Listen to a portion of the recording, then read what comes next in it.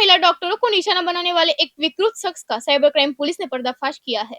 आरोप है कि आरोपी महिला फिजियोथेरेपिस्ट को वीडियो वायरल करने की धमकी देकर मानसिक रूप से प्रताड़ित कर रहा था। सूरत की एक महिला फिजियोथेरेपिस्ट ने साइबर क्राइम पुलिस में शिकायत दर्ज कराई थी। शिकायत के मुताबिक एक अज्ञात नंबर से महिला डॉक्टर को कॉल किया गया और ऑनलाइन थेरेपी कराने के लिए दबाव बनाया गया। इसके बाद आरोपी ने शरीर के निजी हिस्से में परेशानी होने का बहाना बनाया और इलाज के नाम पर अपने ही अश्लील फोटो और वीडियो महिला डॉक्टर को भेजने शुरू कर दिए। मामला यही नहीं रुका, आरोपी ने कथित तौर पर इन वीडियो को वायरल करने की धमकी देकर महिला डॉक्टर को मानसिक रूप से परेशान किया। शिकायत मिलने के बाद साइबर क्राइम पुलिस ने मामले को गंभीरता से लेते हुए तकनीकी जांच शुरू की। जांच में आरोपी की पहचान मुंबई निवासी तुषार के तौर पर हुई, जिसके बाद पुलिस की एक टीम मुंबई रवाना हुई। साइबर क्राइम पुलिस ने तकनीकी जांच के आधार पर आरोपी को नवी मुंबई से गिरफ्तार कर लिया। पकड़ा गया आरोपी महज 19 साल का बताया जा रहा है। पुलिस जांच में सामने आया कि आरोपी 7वीं कक्षा तक पढ़ा है और कथित तौर पर नशे का आदी था। वह नियमित काम नहीं करता था और किराए से होने वाली आमदनी पर निर्भर रहता था। वहीं सूरत फिजियोथेरेपिस्ट एसोसिएशन की ओर से भी पुलिस के सामने सामूहिक रूप से शिकायत रखी गई है। अन्य महिला डॉक्टरों के साथ भी इसी तरह की हरकतें की गई है। अब पुलिस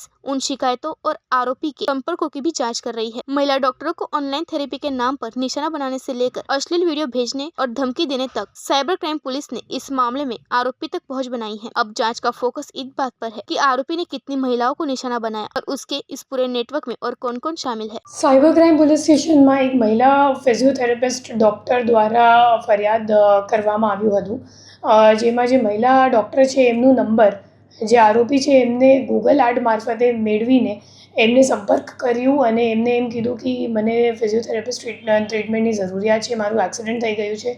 અને જ્યારે મહિલા ડૉક્ટરે એમ કીધું કે તમે કિસી મેલ ફિઝિયોથેરાપિસ્ટનો કન્સલ્ટ કરો, તો પછી જે આરોપી છે એમને પોતાનું ન્યૂડ વિડીયો અને ફોટોઝ વગેરે મોકલીને એમને ફોર્સ કર્યું કે મારે તારે જોડે જ ટ્રીટમેન્ટ કરાવવાનું છે અને એમ કહીને હેરેસમેન્ટ મહિલા ડૉક્ટરનું કરવામાં આવ્યું હતું।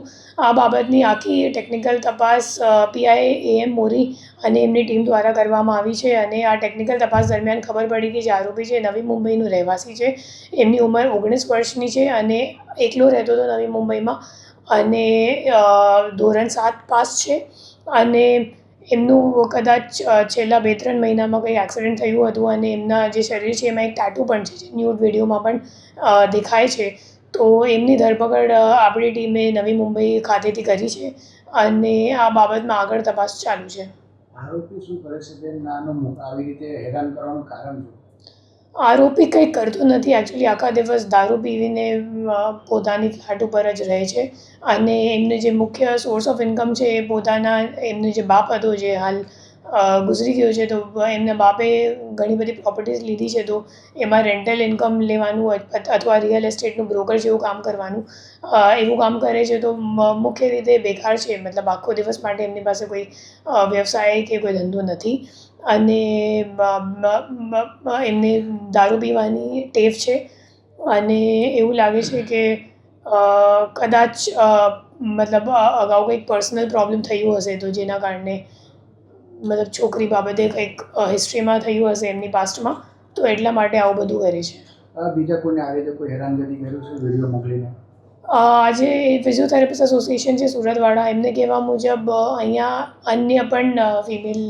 અન્ય ફિમેલ ડૉક્ટર્સ પણ છે ફિઝિયોથેરાપિસ્ટ, જેમની સાથે આવું થયું છે અને એ લોકો સામૂહિક રીતે એક ફરિયાદ અહીંયા નોંધાવી છે।